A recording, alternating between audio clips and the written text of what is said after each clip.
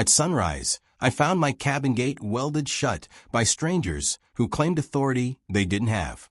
A single lock turned my land into a checkpoint, and a polite notice tried to erase decades of history. They thought control lived on paper.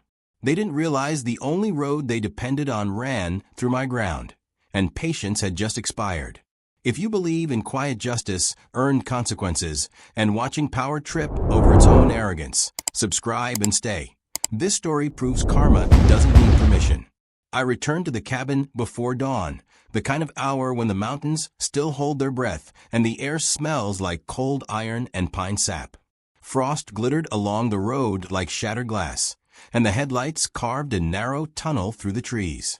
I had owned that cabin for 12 years, though ownership had never felt like control.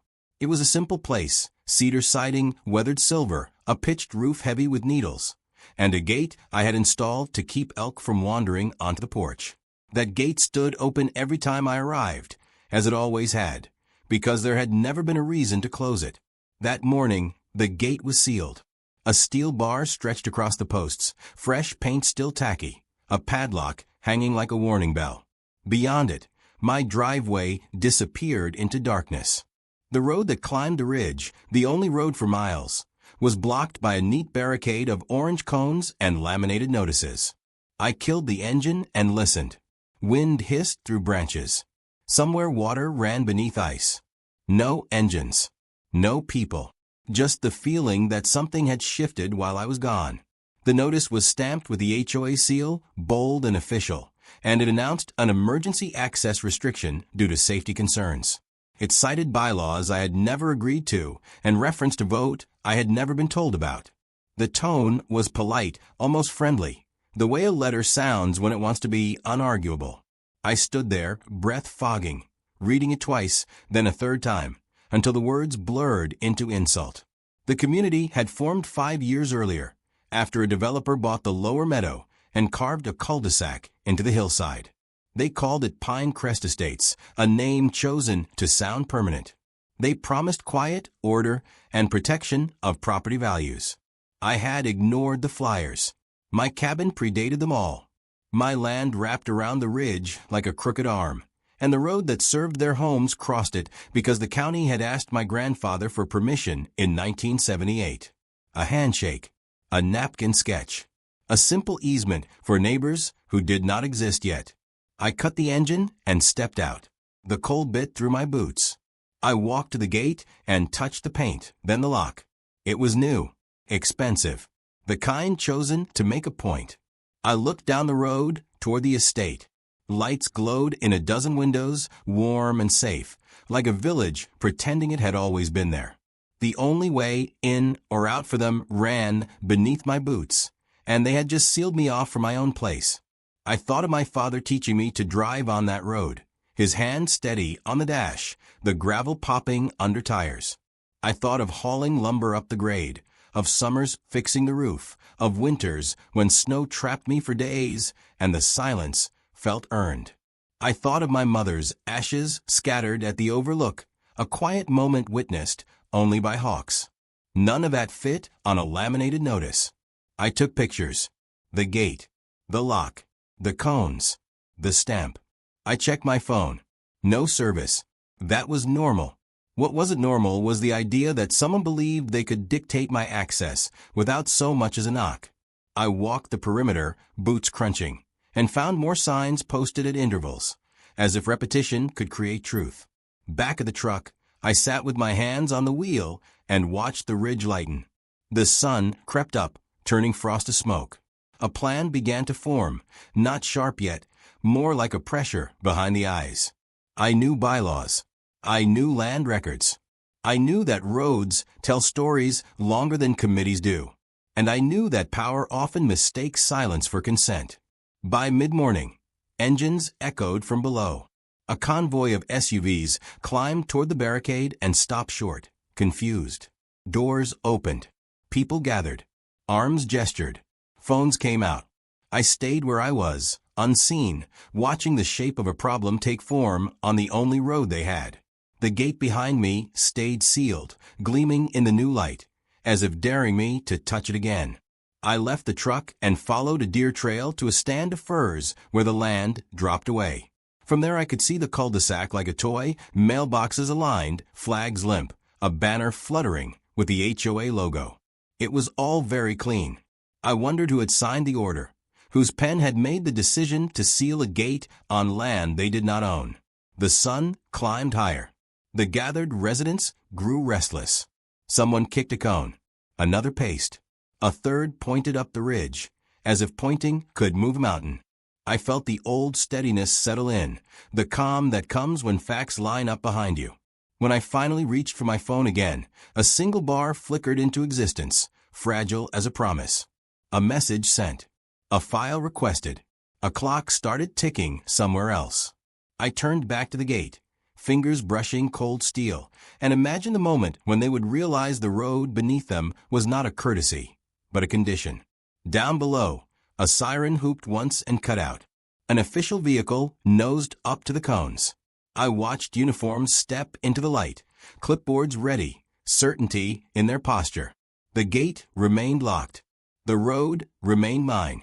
And the day had just begun. No turning back. The official vehicle idled at the cones, its engine humming with a confidence that assumed compliance. I watched from the tree line as two uniformed figures stepped out, their boots finding clean asphalt where gravel used to be. Clipboards came up, radios crackled, and the ritual of authority began. They walked the barricade, read the notice, nodded at each other as if the paper itself had already decided the outcome. Down the hill, residents gathered in clusters, robes pulled tight, coffee steaming in cold hands. The mood was irritation edged with expectation, the belief that inconvenience, once reported, would dissolve. The officers approached the gate with measured steps. One tested the lock, tugging once, then again. It didn't budge. The other peered at the fresh paint, scribbling notes. They spoke quietly, glancing uphill toward my cabin, as if the problem lived there instead of under their feet. I stayed still, letting the forest hold me. The wind carried the faint echo of their radios, coded language bouncing through branches. Minutes stretched. A third vehicle arrived, then a fourth. A man in a pressed jacket joined the group, shoes too clean for the road. He gestured with open palms, the universal sign of reassurance. He pointed at the notice, then at the road beyond, then up the ridge. The officers nodded again. Decisions were being made without me, which was fitting, given how the day had started. I checked my phone. The signal flickered, weak but present. A county map loaded in fragments, lines assembling like a puzzle.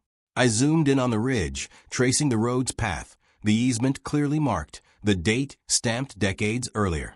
Names appeared, some long dead, some still echoing in family stories. The paper trail was old, but it was clean. Clean enough to cut through new paint. Below, a resident crossed the cones and spoke animatedly to the man in the jacket. Others followed, a small crowd forming. Arms waved. Voices rose. The officers stepped back, forming a loose perimeter. I could feel the temperature of the scene changing, irritation warming into urgency. The road mattered now. It mattered because it was closed. I moved closer, staying downwind, keeping trees between us. The gate loomed, an absurdly small object holding so much weight. I ran my fingers along the grain of the post, feeling the shallow groove where a hinge had once been adjusted by hand. This place remembered being worked on by people who knew its moods. It did not remember committees. The man in the jacket walked up the road toward the gate, stopping short of the cones. He cleared his throat and spoke to the officers again, pointing to the lock. One officer shook their head, then tapped the notice. The man's shoulders stiffened. He took out his phone, pacing. Somewhere down the line, someone laughed, a brittle sound that didn't match the morning. A tow truck arrived next, its amber lights flashing like an apology.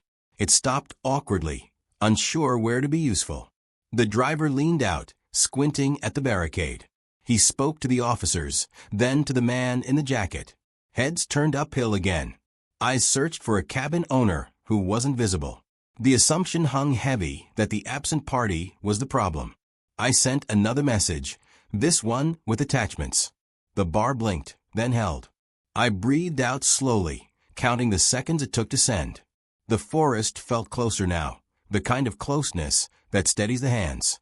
Birds argued overhead, oblivious. The officers tried the radio again. A reply crackled back, distorted but firm. One officer sighed and rubbed their temple. The other kicked at a pebble, frustration slipping through the uniform. The man in the jacket gestured sharply, impatience cracking his calm. The residents murmured, the sound of a crowd that wanted a simple fix. I stepped into view, then, not dramatically, just enough to be seen. The shift was immediate. Faces turned. The man in the jacket froze mid-gesture. One officer straightened, clipboard lowering. I raised a hand, palm open, a greeting that asked for nothing. I walked to the gate and stood beside it, close enough to feel the cold of the lock. I did not touch it. I let the moment settle.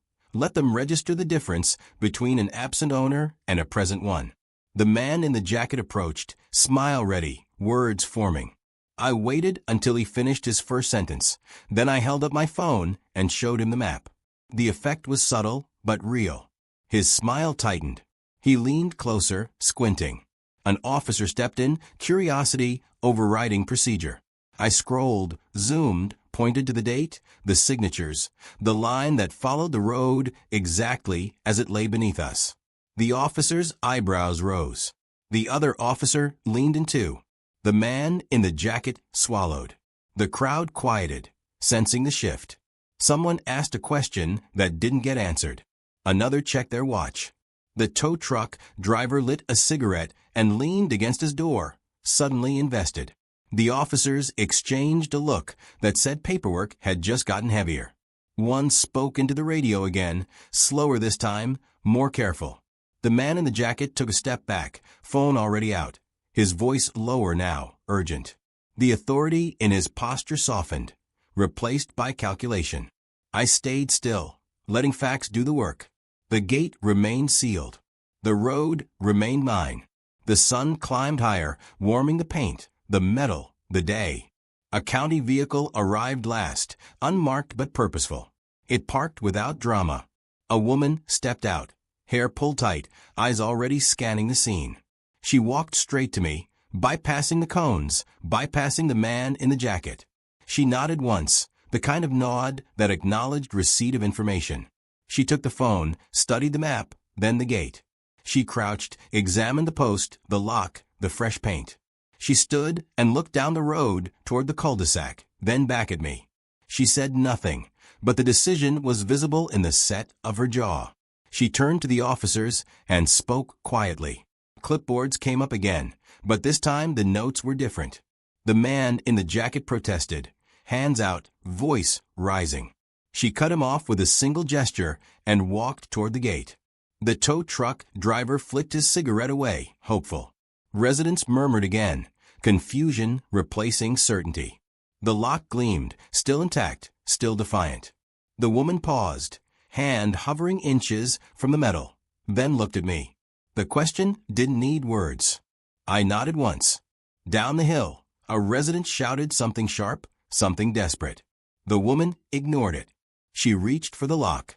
Metal rang out across the ridge, loud and final, echoing through trees and into the quiet places that remembered older agreements. The gate swung free, creaking like it was waking from a long sleep.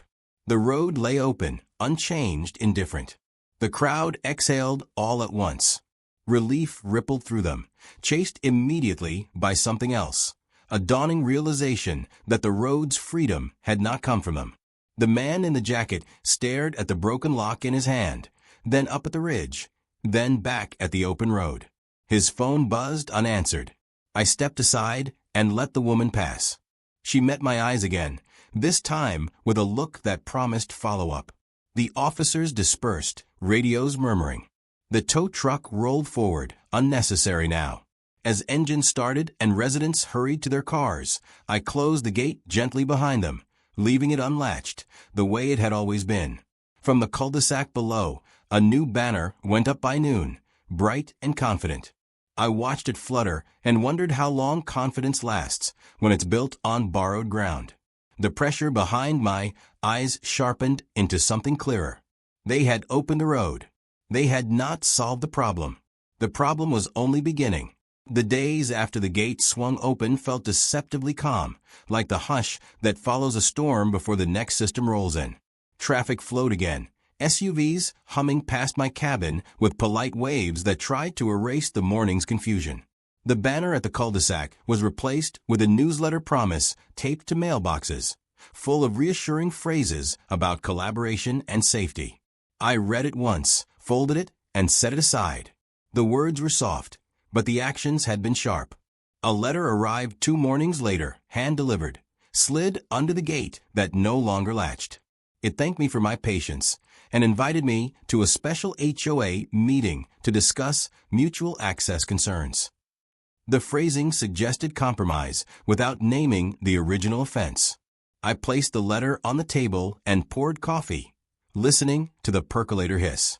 Outside, a grater growled in the distance, not on my land, but close enough to be felt. Work was resuming below, and with it momentum. I drove down that afternoon, slow, deliberate, counting mailboxes and noting changes. Fresh gravel gleamed along the shoulder where the road dipped. Stakes marked a widening curve. Someone had ordered improvements without asking whose ground they improved. At the cul-de-sac, a truck idled with its bed full of fencing panels, stacked like a question waiting for an answer. Residents watched from porches, faces open but guarded. I recognized the posture. People who believe a system will protect them rarely consider the ground it stands on. I parked, and the message I sent was simple. Access available under agreed conditions. Assistants co-walked, boots scuffing gravel. The man in the pressed jacket stood near the banner, now replaced with a sandwich board announcing the meeting time. He smiled like the first time, but there was strain behind it. I didn't stop. I kept walking, following the road past the last mailbox, beyond the ornamental rocks, to where the pavement thinned and the land tilted. The stakes stood in a neat line, bright caps catching sun. I knelt and pulled one free. The earth resisted, then gave a soft sigh as the stake came loose. I laid it on the ground and stood. The gesture was small, but it carried. Phones appeared. A voice called my name, tentative. I turned, met eyes, nodded once. I picked up the next stake and pulled. The third came easier. The fourth snapped at the tip, leaving a splinter in my palm. I wiped the blood on my jeans and kept going. By the time the man in the jacket reached me, the line was broken. He spoke fast, words tripping over each other, assurances piling up. I listened without responding, the way you listen to weather reports when you already see the sky. When he finished, I handed him the stake with the broken tip. He took it confused, then looked down the hill where the road ran straight and narrow through my land. The meeting that evening filled the community room. Folding chairs scraped. Coffee cooled. The board sat behind a table draped in green cloth, the logo centered, the promise of order stitched into fabric. I took a seat in the back, notebook on my knee, listening as the agenda moved briskly past pleasantries into the heart of it. They spoke of shared responsibility, of emergency access, of the need for clarity. They spoke of bylaws and votes and insurance. They did not speak of easements older than their houses. When the floor opened, hands shot up. Stories poured out, anxious and sincere, about school pickups and ambulances and snow days. I listened, writing dates and phrases, the shape of fear and convenience mapped in ink. When it was my turn, the room quieted. Not because of authority, but because silence had learned my name. I stood and described the road as it was, not as a concept, but as a path cut by time. I described the handshake that created it, the county stamp, the language that mattered. I did not accuse. I did not threaten. I let the facts speak, steady and unadorned. The board shifted. The man in the pressed jacket watched the ceiling. A resident asked a question that hung heavy. What happens if permission is revoked? The answer arrived before I spoke, carried by the weight of law and precedent. Revocation was possible. Conditions could be imposed. Maintenance responsibilities could change. The room inhaled sharply. The board proposed a committee. They proposed a study. They proposed patience. I sat back down and closed my notebook. Patience had been requested without being earned. Outside, rain began, light at first, tapping windows like a reminder. Construction continued the next week, bolder now. Trucks crossed my land without slowing. A temporary sign appeared, claiming work authorization. I photographed it and sent it on. The county replied with a single line that cut clean, unauthorized. The following morning, I woke to the sound of engines stalled. I stepped onto the porch and watched a line of vehicles stopped where the road narrowed, mud chewing at tires. The rain had soaked the grade, turning improvement into trap. Residents stood with umbrellas, shoes sinking, faces tight. The grader sat useless, its blade buried. I walked down with a shovel and a bag of gravel. I filled ruts where they mattered and left others untouched. I waved cars through one by one, directing traffic with small motions. Gratitude flickered. Frustration lingered. When the line cleared, I turned back uphill and packed the shovel away. By afternoon, a notice appeared at the cul-de-sac announcing a pause in work pending review. The man in the pressed jacket called, left a message, called again. I did not answer. Instead, I drafted a letter outlining terms, clear and limited, maintenance defined, access acknowledged, respect codified. I sent it certified. The response arrived 3 days later, thick with legal language and concessions wrapped in caution. It offered to purchase a permanent right, to formalize what had always been informal. The price named assumed leverage that no longer existed. I took a drive at dusk, following the road as the light softened. I stopped where the ridge opened and the valley spread out, a place that remembered ash and hawks. I considered the offer, the weight of permanence, the cost of certainty. Below, porch lights blinked on in sequence, a pattern of lives dependent on a strip of ground. I felt the old steadiness return, deeper now, informed by days of watching and nights of thinking. I turned the truck around and headed home. The gate stood open, unlatched, waiting. I knew what I would say, and I knew what would happen when I said it. The road was mine to keep open, or not. The reply I sent was shorter than they expected, and that was intentional. It acknowledged their need, affirmed the history, and rejected the assumption that urgency could rewrite ownership. It offered access under conditions that mirrored reality. Limited scope, defined maintenance, no expansion without consent, and a sunset clause that forced regular renewal. It did not include a price. It included a timeline. I mailed it before dawn, the envelope sliding into the slot with a soft final sound. The reaction arrived before the receipt. By mid-morning, the cul-de-sac buzzed with activity that felt performative. Lawn crews trimmed edges already neat. Flags were straightened. A new sign appeared near the banner, this one softer in tone, promising community partnership. I watched from the porch as a caravan of cars came and went, faces turning uphill more often than they had before. The road had become visible to them, and visibility changes behavior.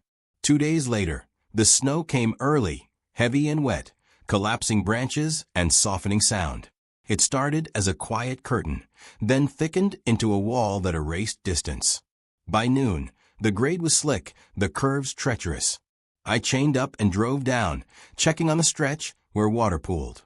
The cul-de-sac was half buried, vehicles already angled wrong, hazard lights blinking like a warning language learned too late.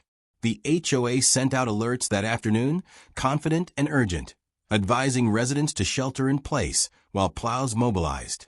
The county plows did not climb the ridge. They never had.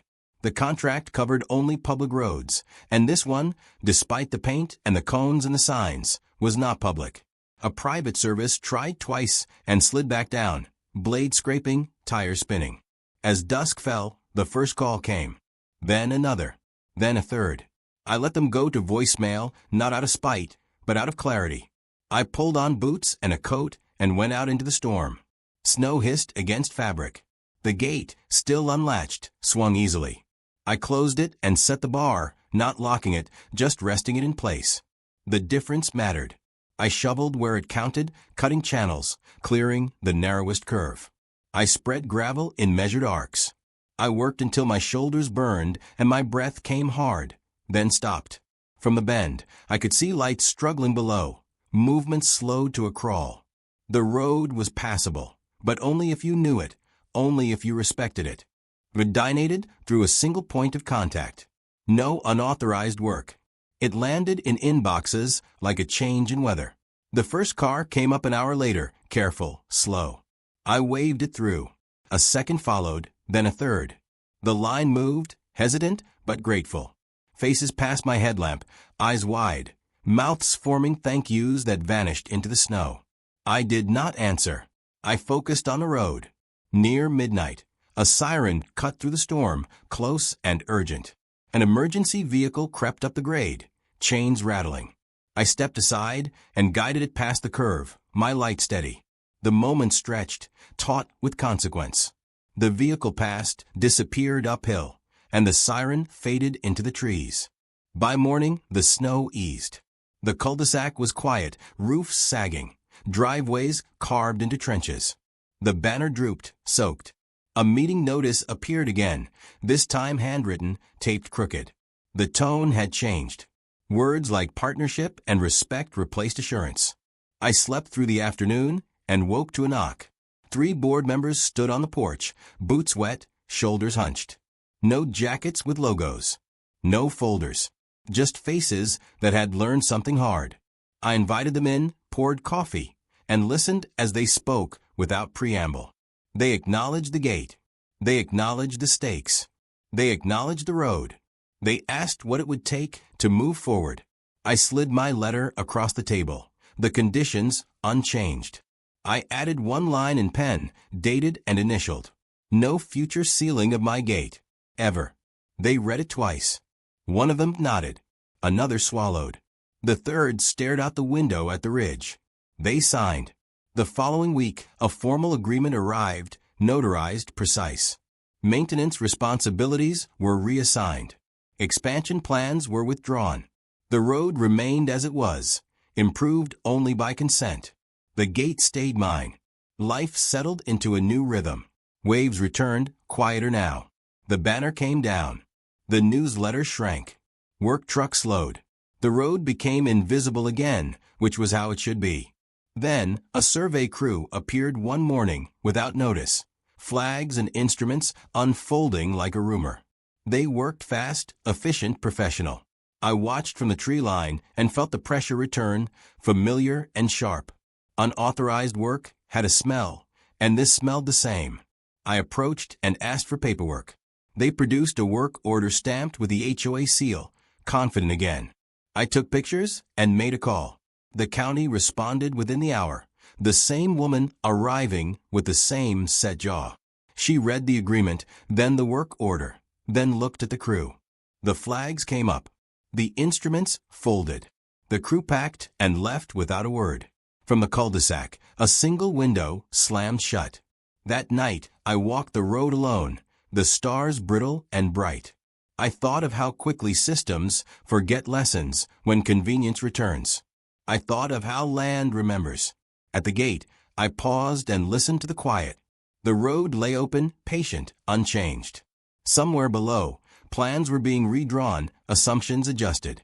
I rested a hand on the post and felt the old steadiness deepen. The story wasn't over. It had simply reached a bend. Beyond it, consequences waited, measured and calm, ready to arrive on their own time. The bend arrived quietly, the way consequences often do, without banners or sirens. It announced itself in small changes that carried weight. Mail slowed. The newsletter stopped entirely. The cul-de-sac looked ordinary again, which made the next move easier to miss. I noticed it because the road teaches attention. It teaches you to read tire tracks and listen for engines that don't belong. The first sign was a delivery truck that turned around too early, its driver confused by a temporary sign staked at the lower curve. The sign was neutral in color, polite in language, and wrong in placement. It suggested an alternate route that did not exist. I pulled it up and laid it flat in the ditch. photographing the stake and the printed footer that traced back to the HOA's vendor account. The message was subtle: inconvenience without confrontation. I logged the date. A week later, gravel appeared where I had not authorized it, thin and scattered, designed to suggest maintenance while shifting responsibility. I swept it back to the shoulder and marked the spot with paint, documenting the change. The agreement allowed maintenance only as specified, and this wasn't it. Paperwork has edges. I kept them sharp. Then came the meeting notice slipped into my mailbox. Not an invitation, just information. The agenda included a line about emergency preparedness and a subpoint about access contingencies. Language evolves when options shrink. I did not attend. Instead, I sent a reminder of the sign terms and attached my log. It returned with a single-sentence acknowledgement and no apology. The escalation followed predictably. Contractors arrived with clipboards that pretended not to know my name. They measured distances from the shoulder and talked about safety clear zones. I asked for permits. They hesitated, then admitted they were preliminary. I asked them to leave. They did, but not before making calls that traveled faster than trucks. That evening, a drone buzzed above the trees, hovering too long over the gate. It drifted, corrected, hovered again, its camera blinking. I stood in the open and looked up until it moved on. The next morning, a post circulated in the community forum about transparency and shared spaces. Comments piled up, earnest and anxious. Screenshots found their way to my inbox. I did not reply. What I did do was request a title search update. The county clerk recognized the parcel and laughed softly, a sound like pages turning. The results came back clean and clear, boundaries unblurred, rights intact. I added the documents to my folder, thick now, heavy with dates and decisions. The snow returned in lighter falls, manageable, familiar. I kept the road passable, not as a favor, but as stewardship.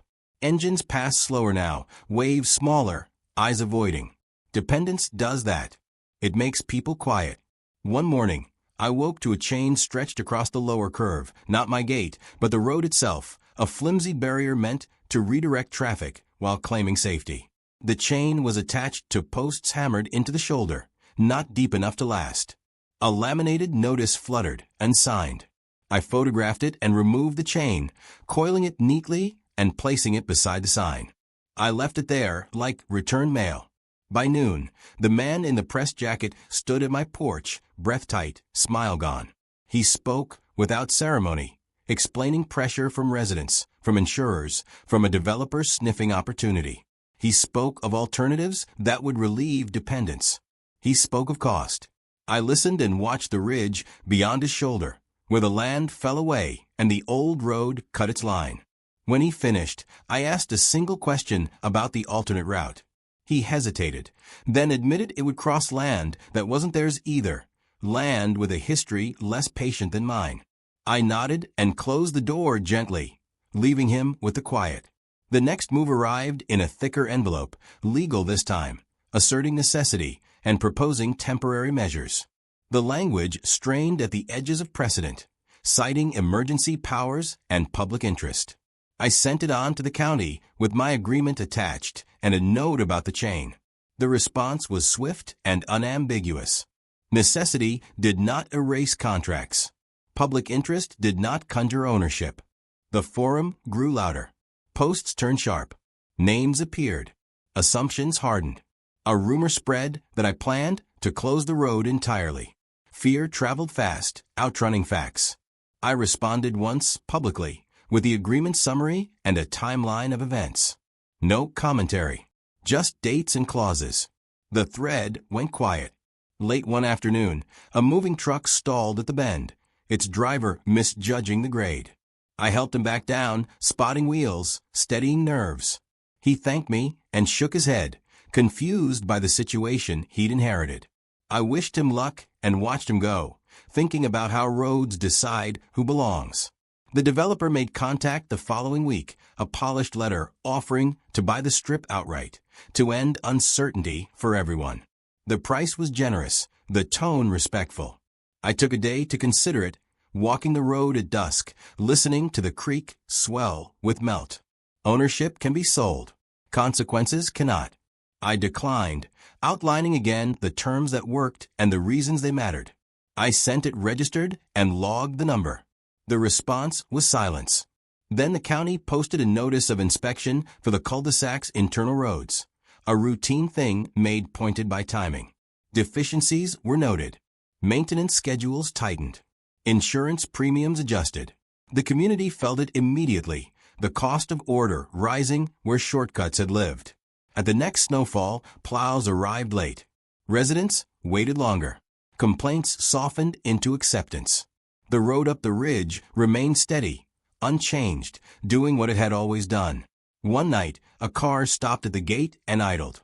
The driver sat there, engine humming, lights off, as if waiting for permission that no longer needed asking. After a minute, the car moved on. I closed the gate behind it, unlatched, listening to the latch click against wood, a small sound that carried far in the quiet. The bend had passed. The road continued.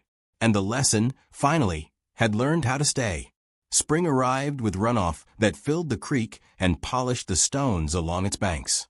The road dried in patches, dark and light alternating like a map of patience. With the thaw came audits. Clipboards returned, but this time they belonged to inspectors who knew how to read agreements. They measured culverts, noted signage, and photographed shoulders. Their presence slowed traffic and cooled tempers. Systems prefer documentation when confidence fails. The HOA adapted in public ways that signaled acceptance while testing boundaries in private. A new maintenance calendar appeared, compliant on paper, vague in execution. I watched trucks pass without stopping, tires brushing the shoulder where they shouldn't. I noted times, plates, loads. The log thickened. The act of writing steadied me, the way routine steadies a place that's been shaken. An incident punctured the quiet on a Tuesday morning when a water main burst at the cul-de-sac. It wasn't dramatic, just sudden, a fracture under pressure that sent water skittering down the slope. The emergency response was quick, practiced. Crews rolled in and coordinated through the same single point of contact we had agreed on. They called before crossing my land. I approved, set conditions, and watched them work with respect. It went smoothly. When they finished, they restored the shoulder exactly as specified. The difference was visible. Gratitude arrived in small gestures. A basket at the gate. A note taped to the post, unsigned, saying thank you. I removed the tape and kept the note. The road teaches you to accept gestures without letting them rewrite facts. Then came the letter from the insurer, addressed to the board and copied to me. It outlined coverage limitations tied to access reliability and maintenance compliance. The language was careful but firm. Premiums would rise if deficiencies persisted. The board scheduled a meeting and asked me to attend. I agreed, not as a concession, but as a confirmation that clarity works better face-to-face. The meeting was smaller than before. Fewer voices, less heat. They presented data, projections, options that respected the agreement. They asked for feedback. I offered it, precise and bounded. We left with action items and dates. No applause. No drama. Just work. Outside, the banner was gone for good. The sandwich board, too. Mailboxes stood plain again. The cul-de-sac looked like a place to live, not a statement. Children rode bikes. Dogs slept in sun. The road disappeared back into function. That was when the quiet threat surfaced, not from the HOA, but from someone adjacent. A neighboring landowner filed a petition with the county to explore an alternate access route that would cut across my upper parcel. The petition cited public safety and redundancy. It was thin, hopeful, and dangerous in the way bad ideas can be when they borrow concern. I received notice and requested the file. The maps were rough, the assumptions sloppy. The route crossed steep ground prone to slide, a fact noted in a margin and ignored. I assembled my response carefully, attaching geotechnical reports, photographs from wet seasons, and the history of failures along similar grades. I submitted it ahead of the hearing. The hearing drew a crowd.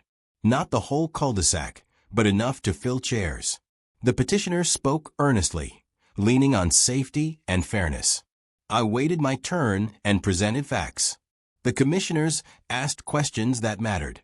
The geotech weighed in. The route failed on paper before it could fail on land. The petition was denied. The denial cited risk and redundancy already satisfied by existing agreements. The message was clear. Solutions existed.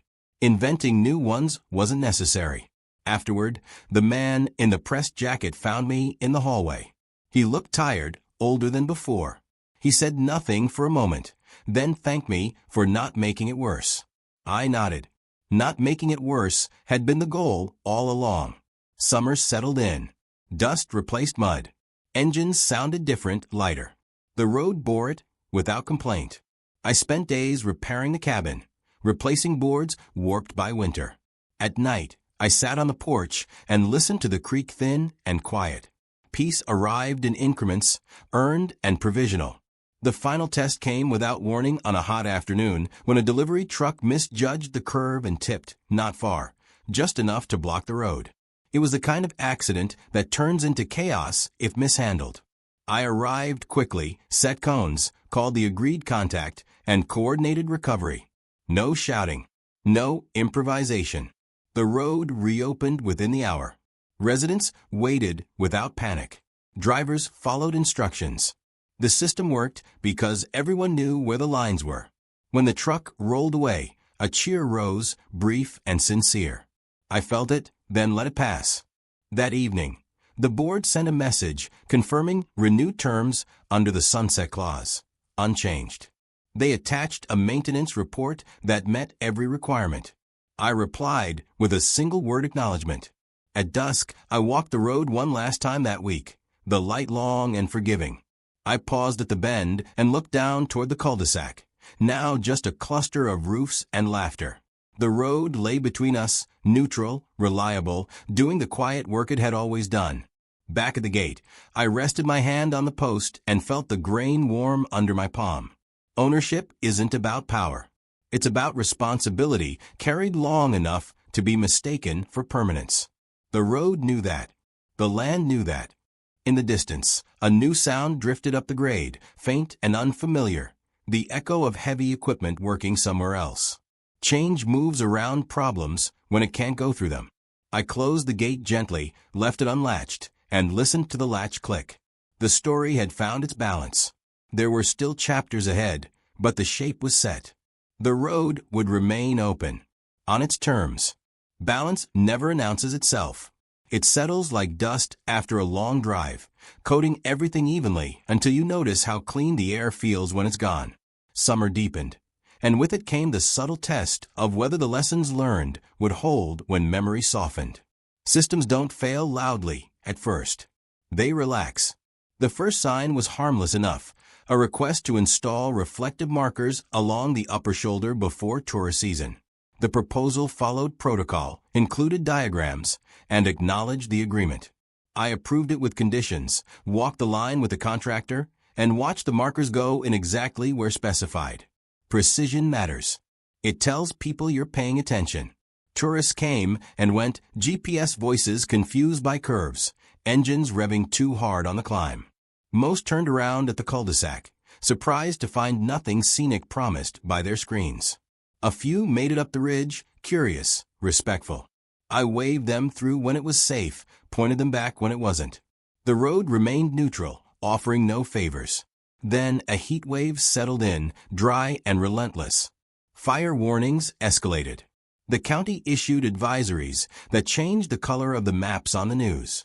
I cleared brush along the shoulder, widened turnouts, and coordinated with a local crew on staging points. The HOA sent out alerts that mirrored the county's language now, no improvisation. Alignment is a quiet victory. One afternoon, smoke appeared on the horizon, thin at first, then darker. It wasn't close, but it was close enough to matter. Engines passed more frequently, loaded and ready. The emergency plan activated smoothly, a choreography practiced just enough to work. Access flowed, communications stayed clean. No one questioned the road. No one tried to claim it. In crisis, truth simplifies. The fire never reached us. It turned with the wind and burned itself out against rock. When the all-clear came, relief rippled and faded without spectacle. The next day, life resumed. That's how you know a system held. A month later, the sunset clause came due again. The board requested renewal, unchanged. They attached a report thicker than before, photographs and receipts included. I read it carefully and signed. The act felt administrative, almost boring, and that was the point. Boredom didn't suit everyone. A new face appeared at the cul-de-sac, a consultant hired to explore long-term resilience. He carried himself like someone paid to imagine risk where it no longer lived. He requested a walkthrough. I agreed, set boundaries, and led him up the road. He asked questions about load limits and weather events, about hypothetical failures and contingencies. I answered with history and data, with what had worked and why. At the bend, he stopped and looked down the grade, thoughtful. He admitted the existing solution was sound, that redundancy would introduce more risk than it solved. He took notes, thanked me, and left. The report that followed echoed his words. The community accepted it without argument. Acceptance, once learned, spreads. The final challenge came from within. A resident, frustrated by a minor delay, posted a complaint that edged toward accusation. It gained traction briefly, fed by old habits. I responded privately, attaching timelines and logs, inviting conversation. The post came down. An apology followed. Trust repaired itself in public view, a rare thing. Autumn approached with nights that cooled the ridge and sharpened stars. Leaves began to turn, the road painted with color that tires would soon grind into mulch. I prepared the cabin for winter, stacking wood, checking seals. Routine returned, comforting and earned. On a clear evening, I drove down to the cul-de-sac for the first time without purpose, just to observe. People sat on porches, talking. A child rode past, wobbling, corrected by laughter. No one looked up as I passed. Invisibility restored. At the lower curve, a small plaque had been installed on a rock, tasteful and discreet. It thanked the landowners who made access possible and committed the community to stewardship. No names, no dates, just acknowledgement. I stopped and read it once, then continued on. Back at the gate, I paused longer than usual. The latch clicked softly as I rested it in place. I realized then that the gate had become symbolic in ways it never was before. Not a barrier, but a reminder that access is a relationship, not a right. The road lay quiet behind me, stretching down toward lights and voices, up toward trees and sky. It held the weight of what had happened without changing its shape. I stood there until the stars sharpened and the night settled, thinking about how quickly control can feel natural, and how fragile that feeling is when it's built on someone else's ground. The lesson had held through heat and smoke, through audits and accidents. It would be tested again, eventually. Roads always are. When it was, the answer would be the same. Clarity, boundaries, patience, and land that remembers. Winter returned the way it always had, quietly and without asking permission. The first snow fell at night, a soft cover that hid scars and smoothed edges. By morning, the ridge looked untouched, as if nothing difficult had ever happened there. The road cut its line through white, patient and narrow, a memory made visible. I woke early and walked it alone, boots breaking crust, breath rising. Every marker stood where it should. Every turnout was clear. The gate waited at the top, unlatched, familiar. Nothing needed to be fixed. Nothing needed to be proven. That was new. Down below, life continued without ceremony. Plows arrived on time. Alerts went out with calm language and clear instructions. No one improvised. No one tested lines they had learned to respect. Dependence had matured into understanding, and understanding had done what force never could. Mid-season storms came heavier. Snow stacked deep along the shoulders, turning the road into a corridor of white walls. Engines climbed slow and careful. I assisted when needed and stepped back when not. There were no calls filled with panic, no accusations, no assumptions of entitlement. Just coordination and patience, the quiet virtues that don't trend but endure. One evening, power failed across the ridge. Lights went out in the cul-de-sac all at once, a sudden dark that made the stars feel closer. Generators kicked on in staggered rhythm. The road filled with a low hum of necessity. Emergency services moved without delay, guided by plans we had refined together. The system worked because everyone knew their part. When the power returned, there was no celebration, only relief. The next morning, a notice appeared thanking residents for cooperation. It didn't mention the road. It didn't need to. Late in the season, a letter arrived from the county acknowledging the agreement as a model for resolving private access conflicts. It used careful language, the kind that avoids praise while noting effectiveness. I filed it away and went back outside, where the day was bright and cold. I spent more time at the cabin that winter than I had in years. The place felt anchored again. No longer a symbol of resistance, but a home with a view. I fixed small things, painted trim, replaced a hinge. The work grounded me in a way arguments never could. On a clear afternoon, I stood at the overlook where the valley opens wide and scattered a small handful of ash, a private ritual carried forward. The hawks circled as they always had. The road lay below, thin and certain, connecting lives without demanding credit. The spring thaw came early. Runoff filled the creek, and stones sang underwater. I walked the grade and checked culverts, clearing debris before it could cause trouble. Maintenance, when done quietly and on time, feels invisible. That invisibility is success. The final renewal of the agreement arrived with no negotiation attached. It was identical to the last and the one before that. I signed and returned it without ceremony. Some arrangements earned the right to be boring. Months passed. New residents arrived and learned the rules without drama. Old residents forgot the fear that had once driven them. Memory softened, but structure held. The road did not need to remind anyone who owned it. Ownership had become irrelevant to daily life, which was the best outcome possible. One afternoon, a visitor stopped at the gate and asked about the story they had heard, something about a lock and a standoff. I smiled and waved them through, telling them the road was open. Stories grow in the telling, but roads remain what they are. At dusk, I often sat on the porch and listened to engines far below, the sound softened by distance. It felt like listening to a river after learning where its banks were. Safe, predictable, alive. I never locked the gate again. I didn't need to. The real barrier had never been steel or paint. It had been assumption. Once that fell, everything else followed. Years from now, the banner will be forgotten. The notices will yellow in files no one opens.